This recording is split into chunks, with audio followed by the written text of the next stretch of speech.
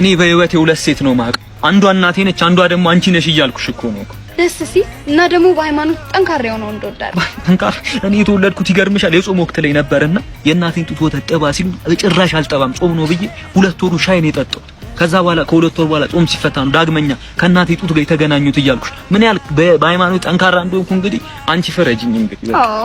ግን አንቺ ምን አይነት ነው ሌላስ ምን አይነት ወንድ ይመችሻል ታማኝ ሰው አክባሪ የሚወደኝ እኔና አንቺ ከዚህ በፊት እንተዋወቃለን እንዳለ ስለኔ እኮ ነው የምትወሩ ለምን ስሜን አጠሩኝ በቀጥታ አንተ ነህ በይኝ የምሬን እኮ ነው ግን ሰው ስትወድ ምን ያህል ነው ከባድ ጥያቄ ነው የጠየቅሽ እኔ ሰው ስወድ ጎዳና ብትሆኝ ተዳደርሻለሁ ነው በቃ ምንም ልልሽ አልችልም ከዚህ በላይ ጓደኛ ግን ለምንድን ነው አሬ አውራ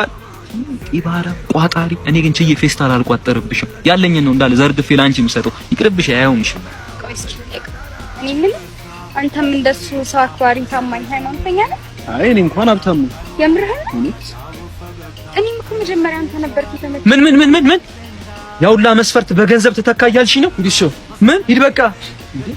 ምንም እኔ እንደሱ ሀብታም ሆኜ ቪላ ቤት ባይኖረኝ እንኳን የልቤን አዳራሽ ግን መኖሪያሽ ታረጊው ነበር ምንም እንደሱ እኔ ትልቅ መኪና ባይኖረኝ እንኳን ያንጎ ግን እጠራልሽ ነበርሽ ያንጎ አዎ ያንጎ እስከ 30% ባነሰ ዋጋ የተሻለ ጉዞ መጓዝ እንችላለን ከመጀመሪያዎቹ 6 ጉዞዎች ላይ ደግሞ የ15% ቅናሽ አለው ከዚህ በፊት ደግሞ የ8610 እና የስትሪት ፒክአፕ ተጠቃሚ ከነበርሽ አፕሊኬሽኑን አውርደሽ ስትጠቀሚ